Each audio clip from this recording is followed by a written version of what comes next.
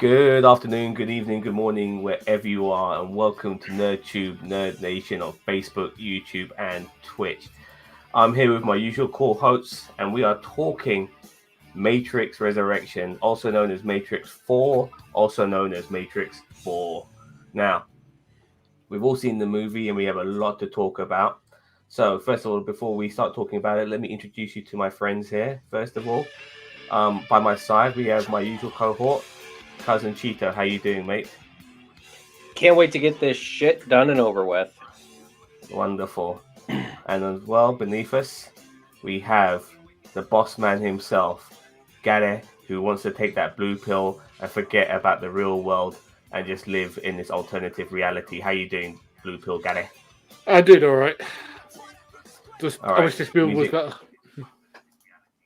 Yes, don't we all? Don't we all? In the chat today, we have Bandit, Daniel Vance. We also have Revolutionary Media, also known as The Block. Hope you guys are doing well as well. Okay, so we've all seen the movie. I've actually seen it twice. I enjoyed this movie twice because I thought to myself, you know, maybe I should see it twice to understand it better. And on top of that, I did fall asleep watching it the first time round. So I that is not necessarily the best endorsement for this movie. But I told myself if I fallen asleep, then I'm not going to necessarily understand what was going on. And watching it a second time, I did have more of appreciation for this movie, but I still think this film is a level of shit that you can't comprehend. So before we start talking about the ins and outs of it and what we hated about it and what very little we loved about it, cousin Cheeto, I made sure I put you through this endurance test. What did you think of Matrix 4 Resurrection? Oh, I loved it. It was just such a great, deep dive into why things are fucking cliche because they're cliche because why in the world would you come out of the Matrix to make a game about the Matrix then to do a movie about it 20 years later makes no freaking sense. It's so Okay. dumb. I can't even begin to describe you. I no. Keep going, Gary. Go. I can't. Fair enough. Got it? I wanted to like this because again, the last two Matrix films, I don't think really still hold up, or because of the way that the first one does. And the first one, what people liked about it was the special effects. But I think that the story of the first one was a good, self-contained. You know, the magic happened once for him, and they tried to capture that magic more than once with the first one. I The I thing, I, I Oh, I was gonna say I agree with you, Gary. I really liked it because of the special effects, but I liked it more because of it was a nice, good story, like you said. So I think a The lot more story was people. fantastic. Yeah, I really feel like you. I feel like a lot more people agree with you than you think because okay. the second and third movie weren't even required, and the fourth one was absolutely not needed. So, Yeah, just to add to that, Gary, you couldn't really replicate the twist of finding out that humans were batteries in the first one. I mean, that was an amazing twist to find out we were living in alternative reality, and the second and third movies couldn't replicate that. And we already knew what the Matrix was. Yeah. plus, the fact is, it's all about freedom, free will versus determinism. Like, because determinism was.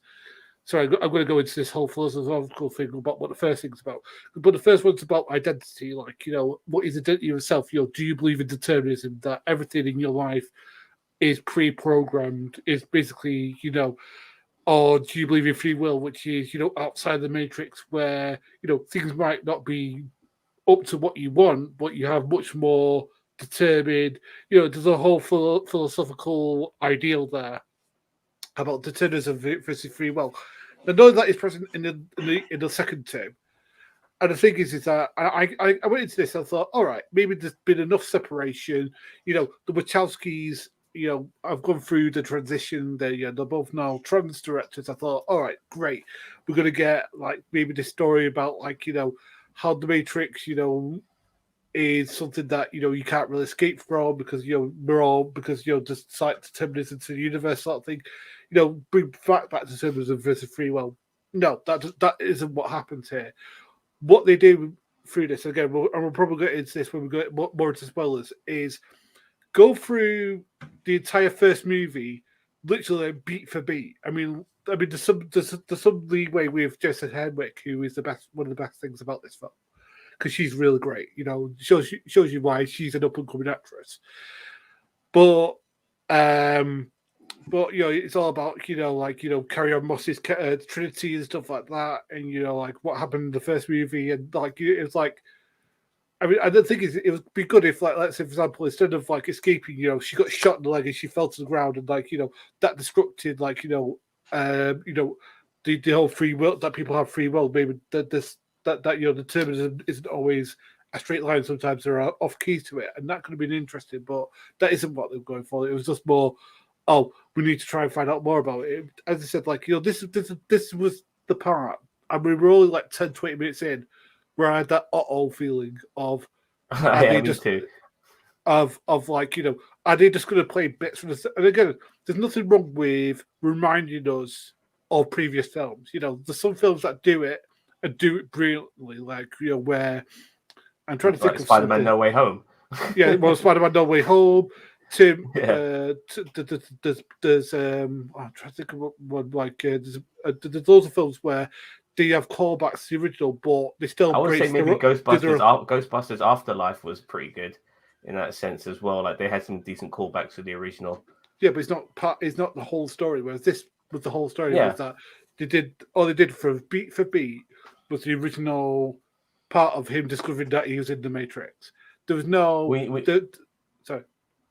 We needed both Wachowskis both Wachowski sisters in this. You only had one of them running it, and I kind of felt that maybe the other one not being in there, it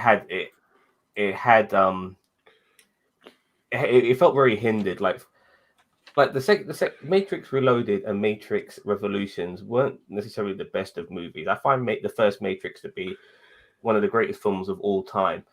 But the sequels weren't that good, but at least they made up in other aspects, like the fucking action scenes.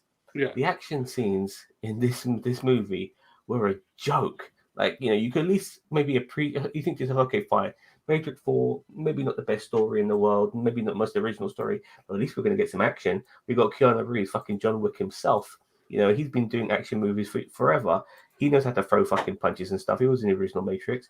But no, it was so labored. It was so poor, the action scenes. I got more excitement from watching fucking Power Rangers than watching this bullshit. It was some of the worst action scenes you could see. Even the gun fu was terrible. You know, like there's moments where there's real narrow corridors. There's not many spaces, not many places, not many spaces for you to avoid a bullet.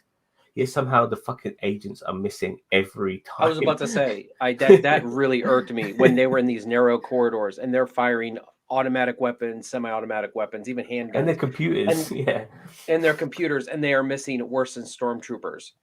Like I mean, I wanted to throw stormtrooper helmets on them and just be like, well, there we go, we got it. I mean, can we talk about one of the worst aspects of this film, please? Which for one? Me, for me, and again, like.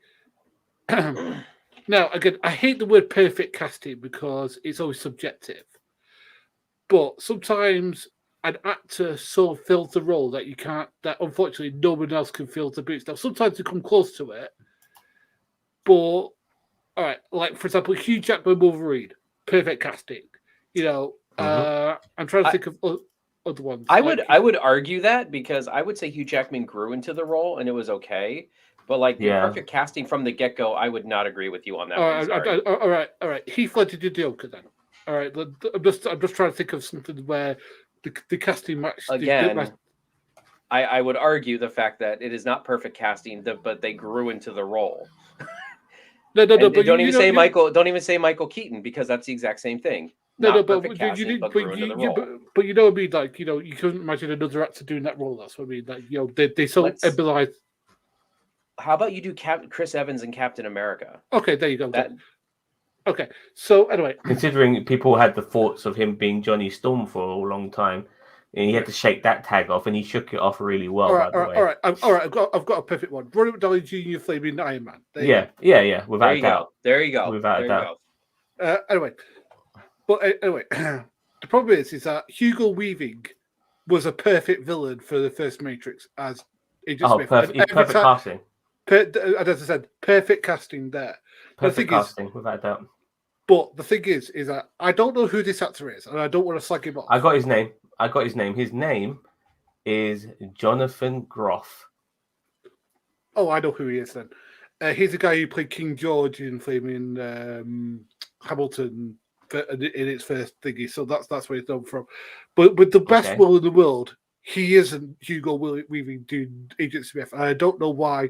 I mean, I know that they could have got a different actor to do it. Again, someone with the same sort of like, not cadence, but the same sort of like delivery. Because like with the best will in the world, this actor can't deliver the lines akin to a Hugo Weaving. And the thing is, when he's supposed to be Agent Smith, our new version of Smith, even though he was destroyed in the third Matrix movie, we'll forget that for a moment. But it's Rob Bradley's like, Mr. Anderson. And as soon as he started to say Mr. Anderson, I was like, if that's Smith, I'm going to cry. And it was. It's not just that, boss man, but like we got treated like fucking idiots, yeah. Because when he started talking, we got little clips of Hugo Weaving saying the same things. So like, yes, look at this audience. This guy is fucking Agent Smith. That's why we're merging the clips together. Because I know, no, he was Smith. He was Smith in a different form. He was like Smith 2.0 or 3.0 even. Who maybe even nerfed Smith because he wasn't able to clone himself, but he was definitely Smith. But nevertheless, I think they would have been better off creating a totally new antagonist instead of Smith. They should have gone down that route. You can't get Hugo Weaving back. Well, then maybe make another agent who loses his shit, or something along those lines. Like it affects all the agents. I don't know, but having this guy come back with his name was Chad, for fuck's sake. His name was actually Chad. I have a great idea. They really just shouldn't have done this at all. Like, not. No, well, unfortunately, this was inevitable, and this is where I think Lana Wachowski took the piss on purpose to a degree, because Warner Brothers said that they were going to do a fourth movie with or without the Wachowskis, and that's why you can see some sort of like there was a parody element to this movie, with them, mentioning the fact that Warner Brothers wanted to do a brand new Matrix trilogy with or without them, so that those things were brought up. Obviously, you do want the Wachowskis in it, but honestly, with regarding the Wachowskis, they haven't done anything good other than the Matrix itself. Their Speed Racer and all their other shit was fucking bollocks. You know what I mean? So, them going down this particular route and maybe trying to resurrect a dead horse in this particular sense, I was hoping it would work. I was hoping the nostalgia factor would make it work. But if anything, the nostalgia factor made me hate this more than I wanted to. And nothing else about this, not even the fight scenes. Keanu Reeves even said himself that they did hardly any rehearsals, for fuck's sake. You can see it in the fighting. Go on. I honestly, and I talked with you guys a little bit about this on chat, but I really feel like if they would have just, instead of calling this Matrix Resurrections, calling it the Meta Matrix, at least I would have known what I was getting into going in. Like if they would have called it the Meta Matrix, I would have been more on board. I really would have. I agree. Let's quickly hear what Daniel has to say. This movie would have been better as a 30-minute short. I was not invested in any of the characters aside from Neo and Trinity. The rest were just window dressing. I want to bring up Trinity actually, because even though we only got her in small morsels throughout this movie, when she finally got her memories back and realized who she was, I loved it. Trinity, I didn't realize how much I like the character of Trinity. And I was talking to you before we started streaming, Boss Man, regarding Carrie-Anne Moss. She is a superb, not only just a good actress, but a really good action star. Her as Trinity throughout the Matrix trilogy was absolutely fantastic. She was badass. She was confident. She was cool. She could fight because she, like everyone else, she learned martial arts to do these movies. So she knows how to take care of herself. I'm sure she can do some stunt work as well.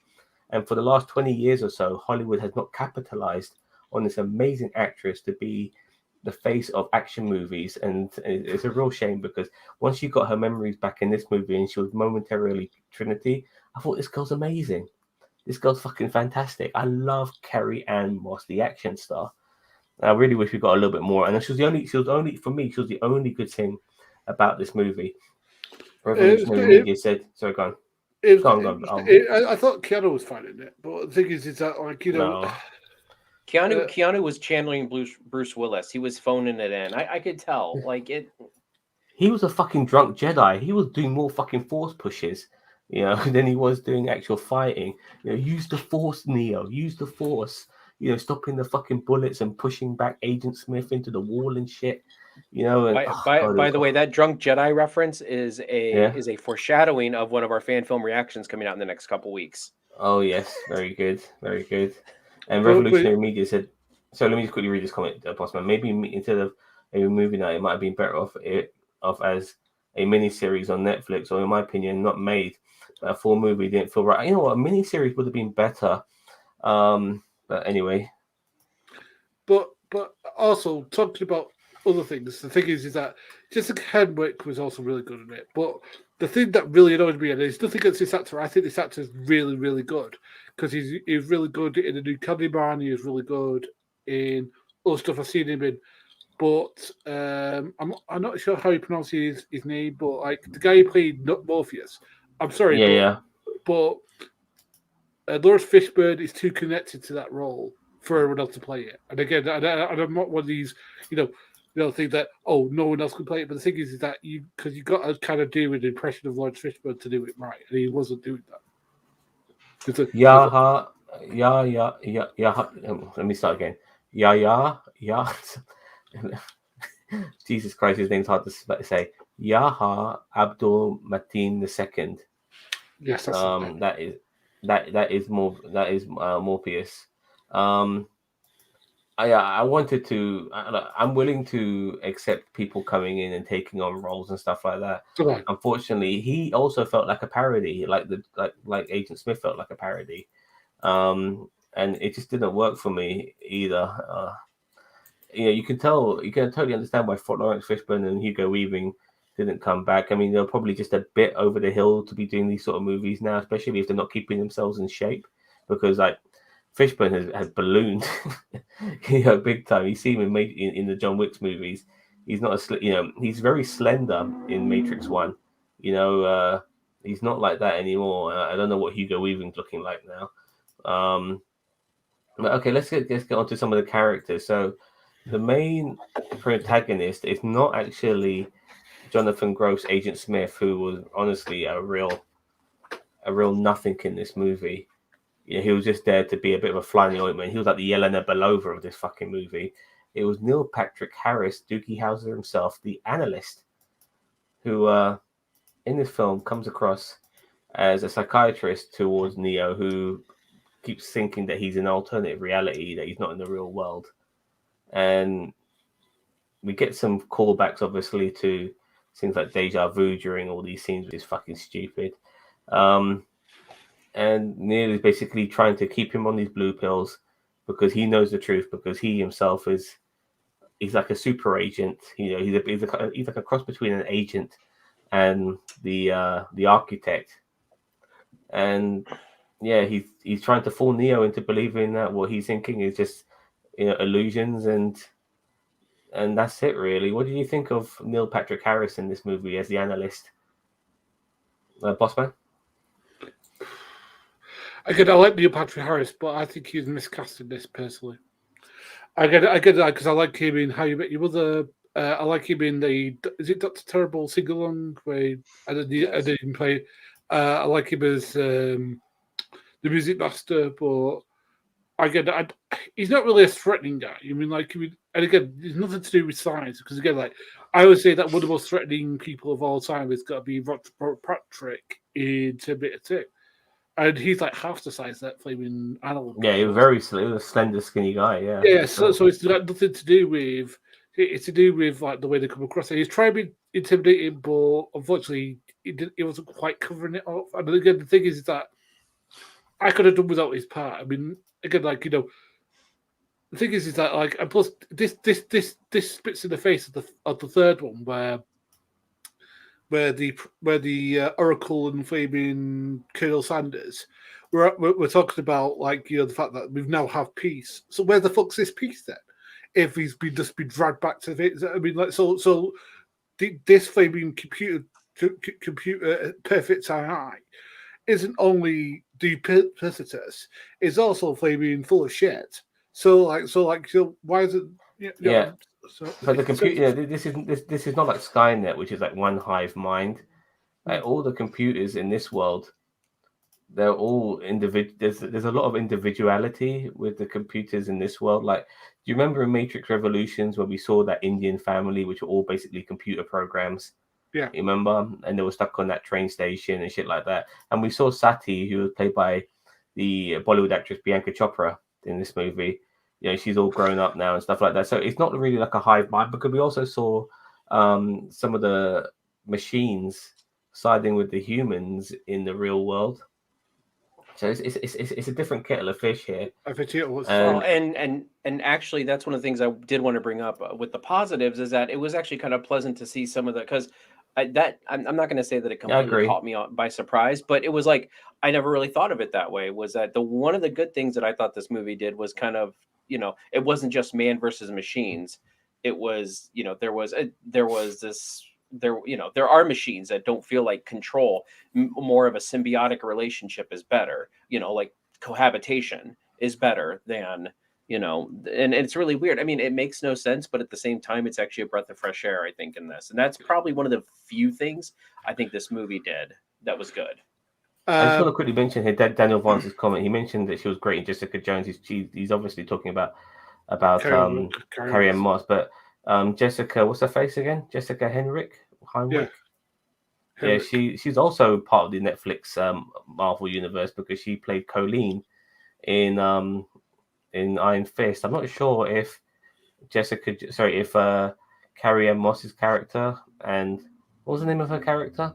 Colleen Wing. No. Yeah, Colleen Wing. Carrie-Anne Moss's character. Oh God, what was her name? She's a lawyer. Yeah, it's like a male name. It's like a male name, but yeah, the trans. Yeah. So like Terry or something. Yeah, I'm not sure if them two ever met each other in the Netflix universe. No, I don't think she's in. Maybe Defenders, they might have met each other. Oh, that see. City Swarm scene reminded me so much of World War Z. Yeah, it kind of reminded me of that a little bit too, and a bit of Terminator as well. But but again, I've been trying to boil down what was the problem with this film, and I think I've got it right. It's pace, and I mean the thing is that it wasn't really well paced. Like, for example, the first Matrix movie was very well paced in that we didn't see our first action scene until about like 20 to 30 minutes in. You know, we got an action scene at the very beginning, mate. You know, with Trinity. Oh no, but I mean after that with Keanu Reeves' character, you know, he goes for a normal day. You know, he goes out with the woman with the white rabbit on his shoulder. Yeah, he has like a training sim with Morbius, and then that's but that's all until he gets into the actual Matrix. But that's what I mean. Whereas this, like, as I said, like, you know, this is like, you know, there's an action scene straight away where, like, Flamey, like, you know, what's his name, Jonathan Groff is like, you're shooting, it's like, Mr. Anderson. It's like, no way. It's like it's you come up, we come 10 again. It's just like, no. Yeah, Hogarth. Yeah. It's just like, I mean, as I said, like, you know, as I said, this was the thing that was just like, you know, there you go, Jerry Hogarth, yeah. So yeah, so I don't know. It was like I thought this was really boring. As I said, like, and the thing is that I hate to say that because, like, you know, even the action scenes were boring. I just want to quickly respond to this geezer here.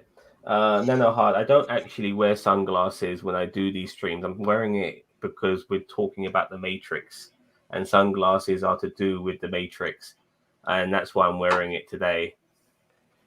I mean, anyway. with a name like Nano Hard, like what? I mean, I don't want to tell a troll how to troll, but I mean, I don't know if you want to have your name as Nano Hard if you're going to sit there and troll people. So, but thanks for joining us, Nano Hard. But yeah, all right, I'm going to see what I think about this. I wish I could have liked this, but I hated it. And the thing is, you haven't been telling us what you thought about it. No, but I mean, summarize it at all. I hated it, and I wish I didn't hate it. I would have given this film a hard pass if the action scenes were good.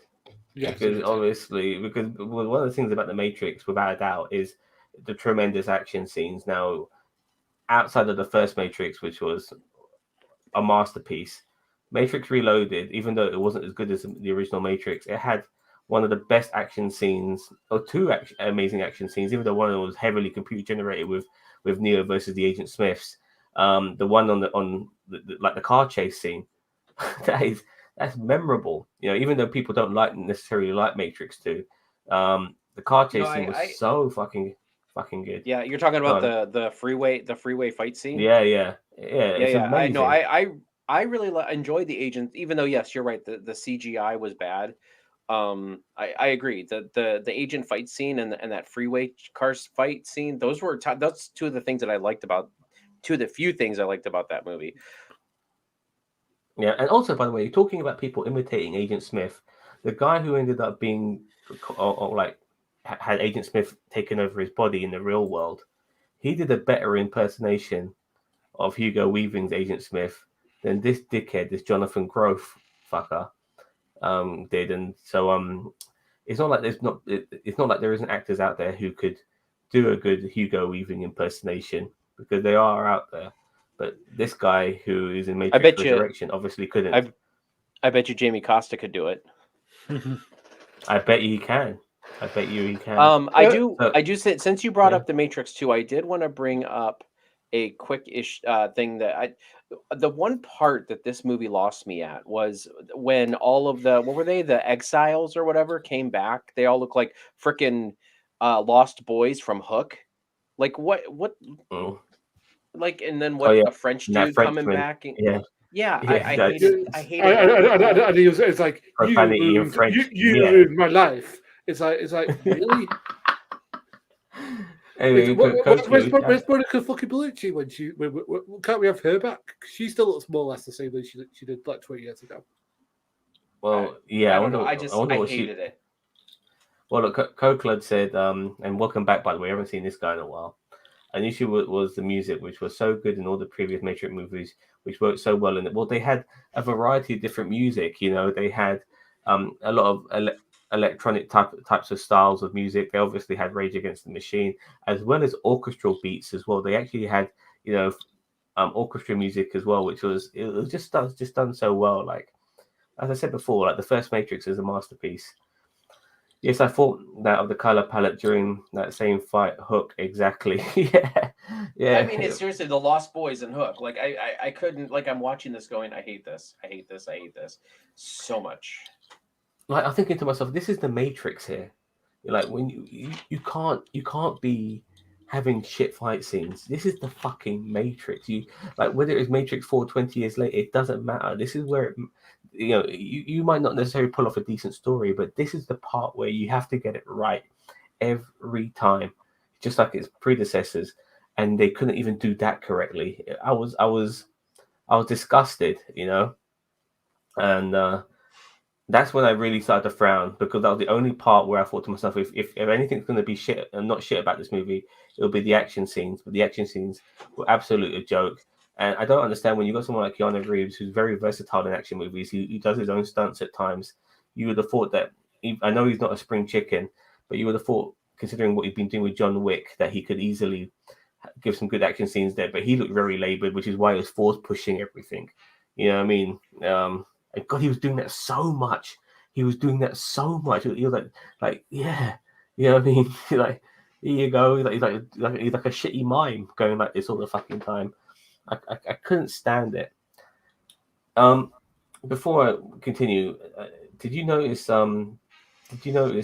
Trinity's husband when she was Tiffany in the coffee shop? I mentioned this to you before, Chito. That guy who plays Trinity's husband is the director of the John Wick movies. He's also a former stuntman. I'd say I don't know who I don't watch the John Wick movies, so I don't know who. Oh, you have to. I really recommend at some point you got no. Honestly, don't nod your head. Honestly, the action is so well done. Lots of one takes. You'll really appreciate it. You know, John Wick's I really recommend it.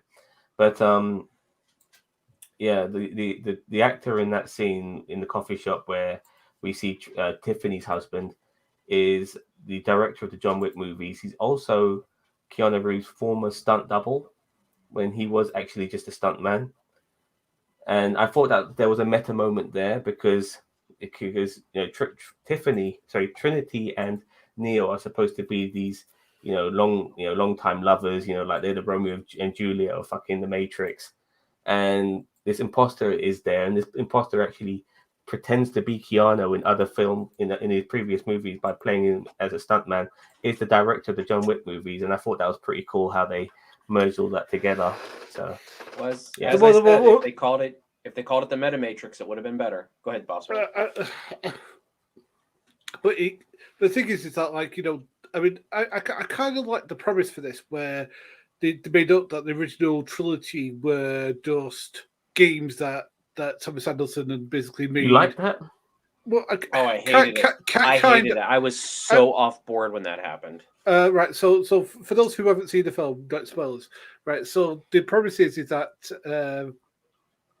the Matrix, the original trilogy, were all games that Thomas Anderson, Keanu Reeves' character, had created, and that there's some sort of like fever dream, like psychotic thing he'd be going through, that he actually thought, that he'd basically become too immersed. Now, the thing is, that's where I got the kind of all thing, because again, it's a kind of interesting idea, but they didn't go in the right directions with it, in my opinion, because you could have been interested of, like, which reality is true.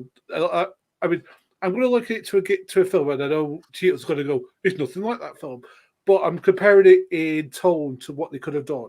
So right, there's a film that I love from the 80s called Jacob's Ladder, where there's two realities going on at the same time. Yeah, I've seen Jacob's Ladder. There's two realities going on at the same time, where there's one reality where he's married to his wife, he's doing this whole thing, and there's another reality where he keeps on seeing these, like, almost like ghostly visages, but he's also, his wife's died, he's having a relationship with somebody else. He kind of, like, and he, like, I like, he keeps him, doesn't know if he's having a psychotic episode because he has these two realities. That's not done well. I think that was what they were going for here, and they did it well, as I said, with Jacob, like they did in Jacob's Ladder, and that's what they went for. I could have got behind this, but they didn't. Well, in Jacob's Ladder, yeah, basically, spoilers for Jacob's Ladder, Tim Robbins' character is hallucinating the whole time. He's been shot in Vietnam. You see him getting surgery in Vietnam, and the 5 years later is actually not 5 years later. He's still on the surgical bed, and he's just hallucinating all these things. And what he's actually doing is that he's actually dying, and the hallucinations are just him having to let go of his life. Yeah, because his life is now over. He will die. He will not live through the surgery. So really what he's doing is letting go of everything.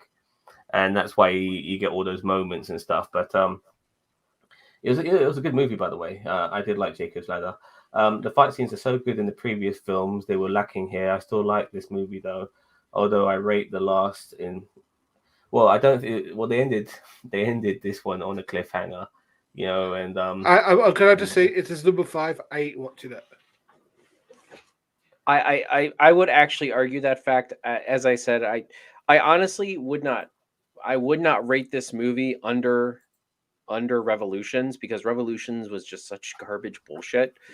Yeah, I honestly would put this third. Like I wouldn't do that. You really wouldn't? No, but Revolution still had even though it felt like Superman versus General Zod at the end. It still had better fight scenes, better action than this movie. The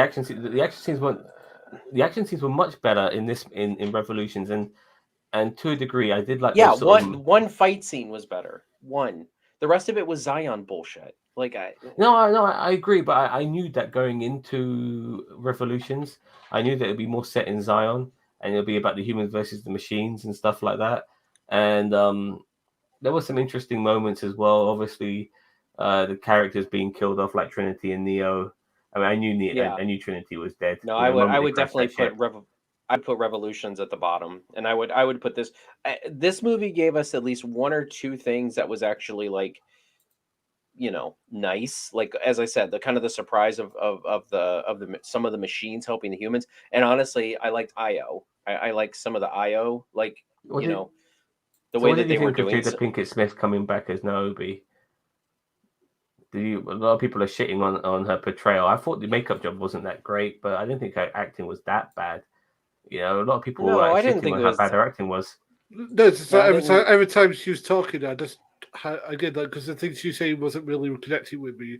I was like, I was just trying to not fall asleep. So, I mean, I, a I, character I, I didn't is have a like problem knocking with her. 90 because it's 60 years later after the third movie.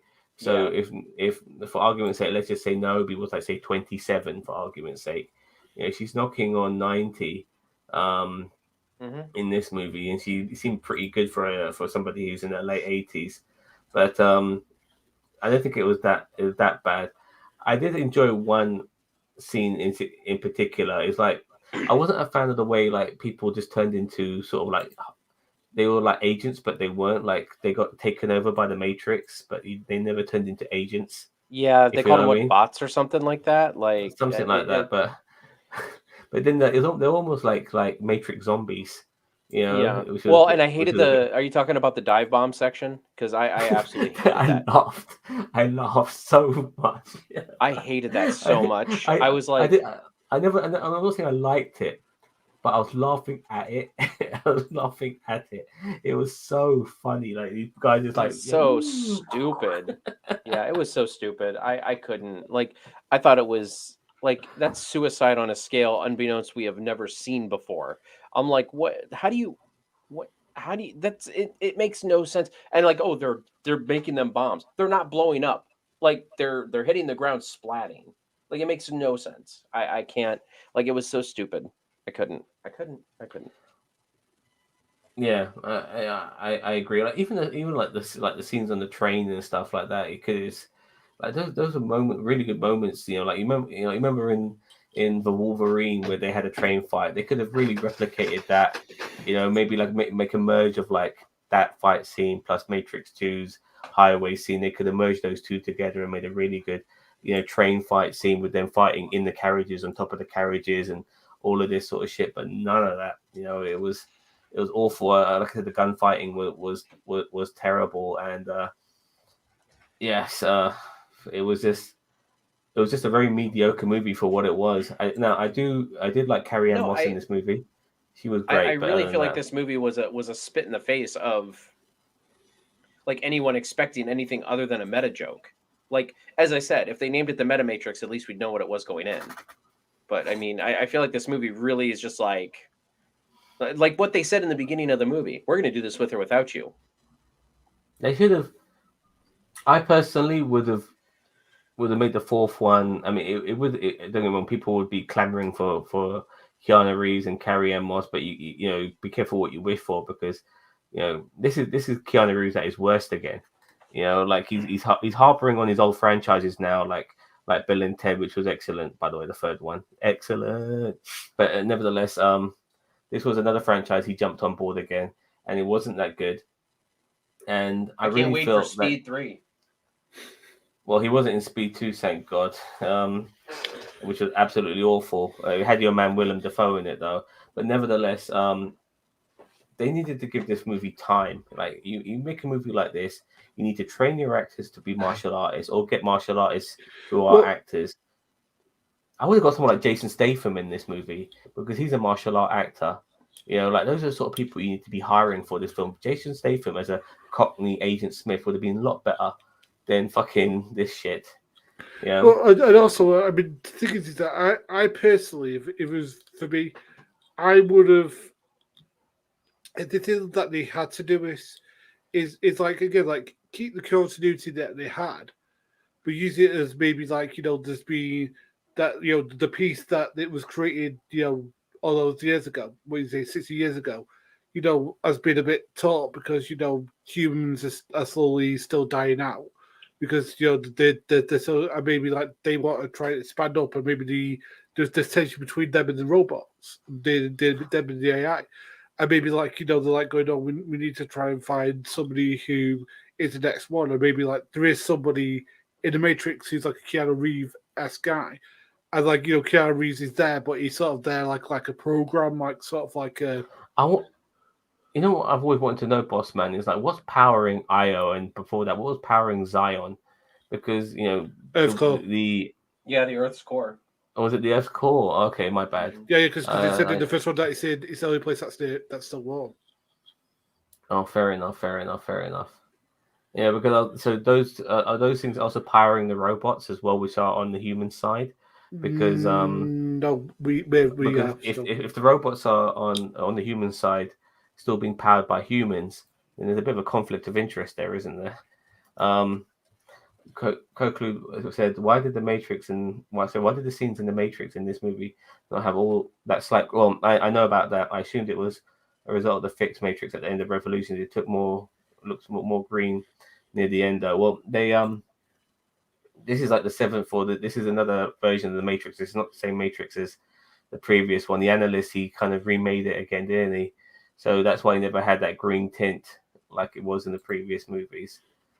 So that's why it's not like that, from what I know. But yeah. So I think I think we're getting close to rating times, boys and girls. Anything more to say about this movie? I mean, if it does it, if I don't know how successful it is in the box office. I do know a lot of people, like I actually had a little bit, not a little bit. It's not even a back and forth too much, but I Jessie Gender, she did a review on this and she actually liked it, and I just told her straight up I thought this movie was fucking bollocks. And I was watching, reading all the comments, and a lot of people in the comment section liked it. I fucking hated this movie. Well, I can and understand she that. refuted but she refuted my thing, and like I know the nostalgia is there for a reason. I know they're almost parodying it. I know they're playing on it. I totally get it. It still doesn't work. Just because you're doing certain things and you're making us aware of these things doesn't mean it necessarily means that it's working. It has to work, and it doesn't work, and then you don't have decent action as well. Bollocks to all of this shit. But it looks like it's probably going to nab $69 million, $69 million globally, and That's that is nothing. that's via Collider. I'm trying to figure out if they Then have any again, other. then again, the thing is though, this was on HBO Max, so there's a lot of people who will watch it on that and not go to the cinema. yeah, I'm glad I didn't pay for this. Well, the thing is that I kind of get why Jessie Gender would like this, because again, this is probably one of the first films that's directed by a trans director. So I would have thought she was better than that, honestly. No. I mean, because I could understand that equality and stuff like that, and I get it. But like as I said, for me personally, I wouldn't care if this is directed by a trans man, I don't trans care woman, either. straight man, gay man. It's a toss film. I know. And again, that's what it is. If it's directed by anybody. Look, both Wachowskis are trans, yeah, and I felt only having one on board was not good enough. I think they needed both on board. They both needed to be in making this movie. You need both Wachowskis. One was not enough. You needed both of them, and not having both of them showed. I also feel that this movie needed more time to simmer. They needed to put more pre-production into this movie. Get these actors, turn them into proper martial artists. Get a decent choreographer as well. Get a decent editor. Get a lot of the people who made the original movie on board. The people behind the scenes on board. Even the bullet time was shit in this movie. The bullet time was awful. Where was all of this? There was none of this. Where was any of that? There was none of that. Where was the spinning the camera around moments? There's hardly any of that. Where was any of the elements that made the Matrix the Matrix? When it comes to some of the scenes and the shots and the angles, none of that. Just callbacks to certain things like the bloody helicopter on top of the building, shooting bullets at them, and stuff like that. And blue pill, red pill.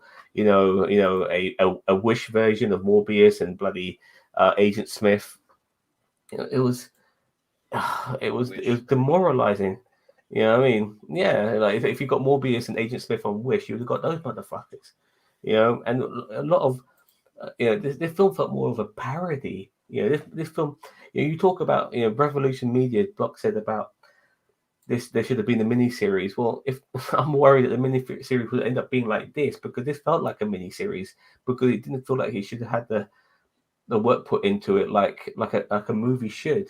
There's there's a real lack of effort in this. I fucking hate it. I really do. And I want to like it. Second time, I did appreciate it more story wise. It's still shit. It's still shit. And if you can't have a decent action scene, not one in this, then it's disturbing. You know, just Guys, there were I'm decent just action very, scenes. yeah, for stopping the bullets. You know, Neo has the force. You know, the Right, force is so- with Neo. And So, do you want me to Yeah. give you a score? Do you want to give you a score? yeah, go on, give me a rating.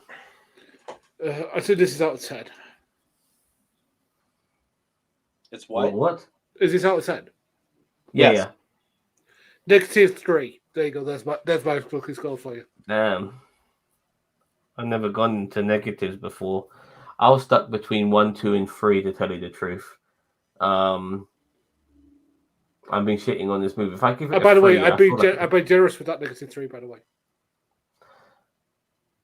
I'll give it a 2 out of 10. 1 out of 10, yeah. I give it a 2 out of 10 because I did laugh at the fucking the zombie suicide bombing. what was that supposed to be? Well, I don't know if I was supposed to take it seriously or not, but it made me laugh. And Carrie Ann Moss, even though her moments were minimal, once she got her sunglasses on, she was coolness personified. Daniel Vance said this, anonymous.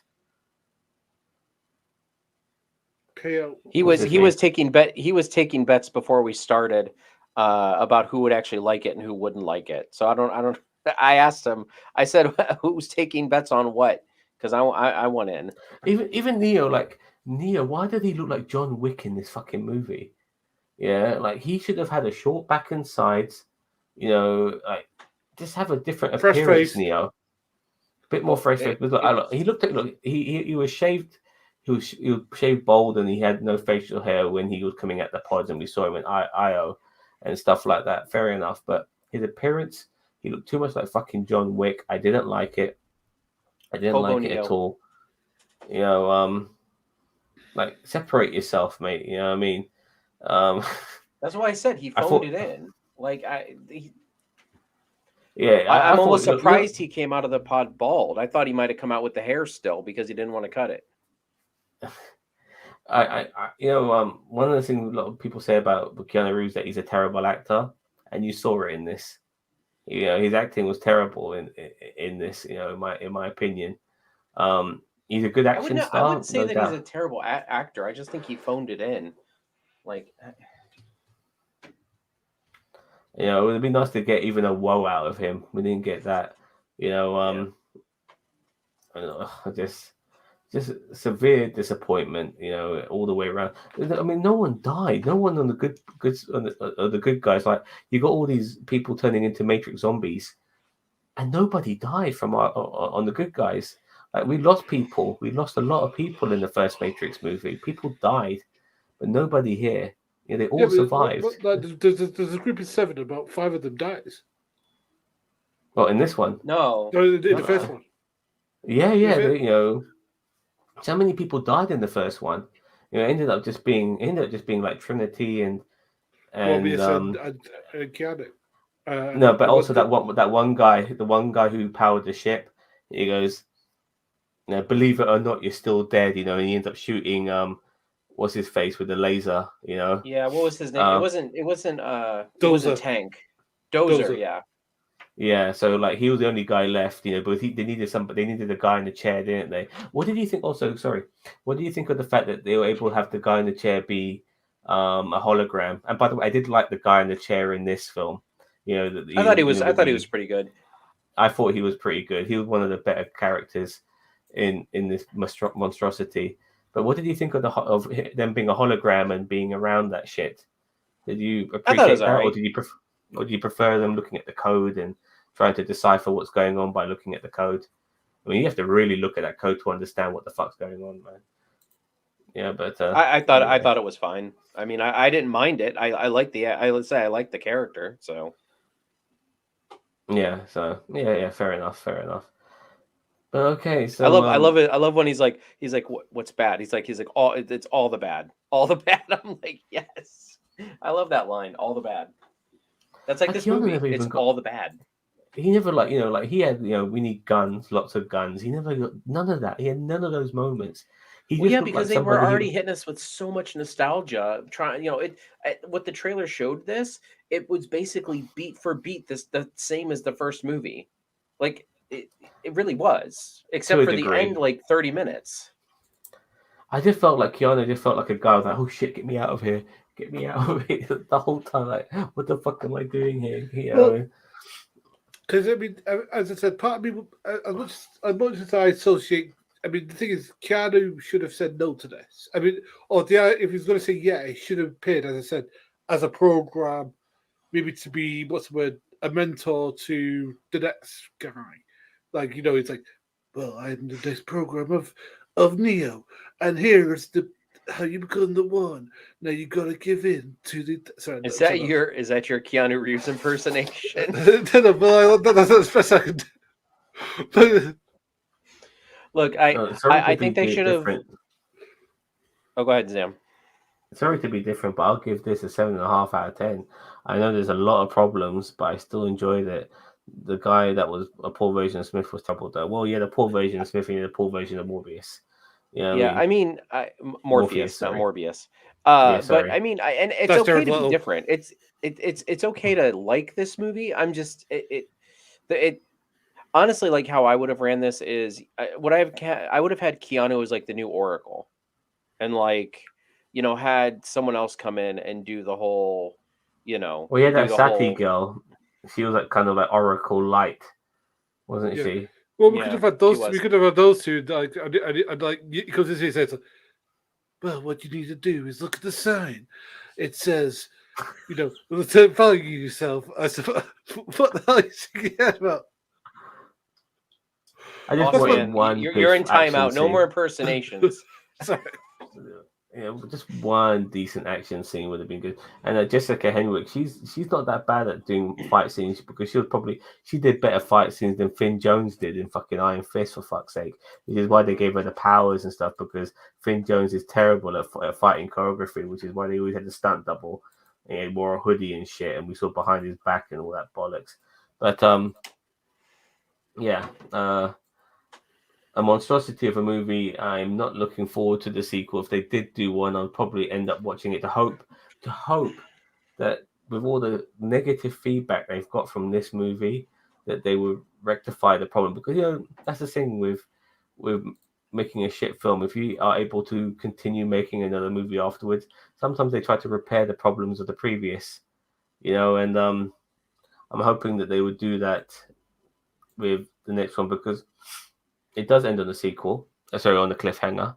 You can tell that they want to make. They want to milk it. I mean, regardless of how shit this movie is, The Matrix is a reasonably popular franchise. It's got anime. It's got a video game coming out. I would like to actually see a decent video game for The Matrix. Some online multi MMO, some sort of bollocks like that. Well, No, they did have one with that Matrix Online, but that ended pretty quickly, though, unfortunately. you had that tech demo as well, which only was that. I mean, it looked amazing. This was for Xbox One and PS5, so it shows you how powerful these consoles can be. But nothing really came from that. I really do hope that they do make. I would love to see a decent Matrix game. Personally think that, if they were going to make a movie like this, they should have shoehorned in the game as well at the same time.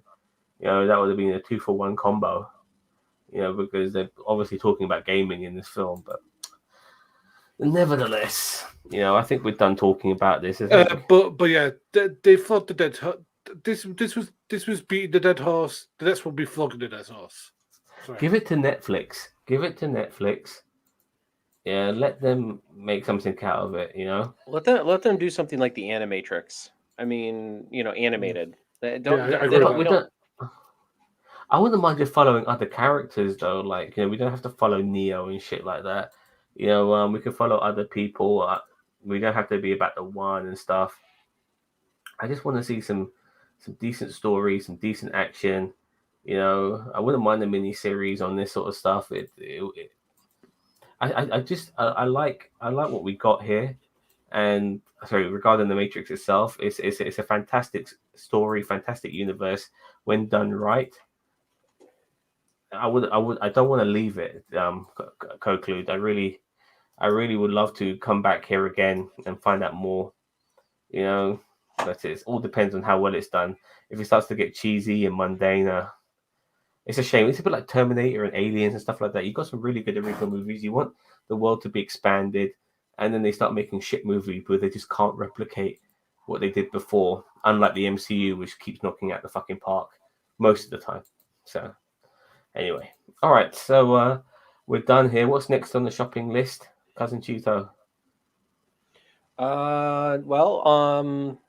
We have the fan film reaction, the Solo Smugglers Run, or whatever it's called, on Tuesday. Mm-hmm. And then we have our normal reviews: Discovery, Young Justice. Is Discovery coming out this weekend? This week? But I heard it might have a mid-season break.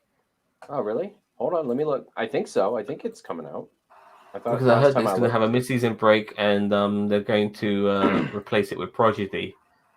Well, Prodigy's not coming out for another couple weeks, so I mean, maybe they're doing that, but I'm pretty sure that there is a episode this upcoming week. Discovery comes out this Thursday. Prodigy returns in 11 days. So okay. So this will mean that this next episode of Discovery will be the last one. Then there'll be the mid-season break. Yes, you are correct. At this week, upcoming week is the mid-season finale, we'll call it, and then they're off for 46 days. Well, at that point, it'll be 42 days, and probably just for Prodigy to finish up its second half of its first season, and then looks like Discovery's coming back. So, also, Book of Boba Fett is coming out later on this week. Can't wait for that, to tell you the truth. I know he's your favorite Star Wars character, and yes, and look, regardless of how you feel about him, Bob, you know, I'm very excited for this show. You know, the Mandalorian I am also was excited. fantastic.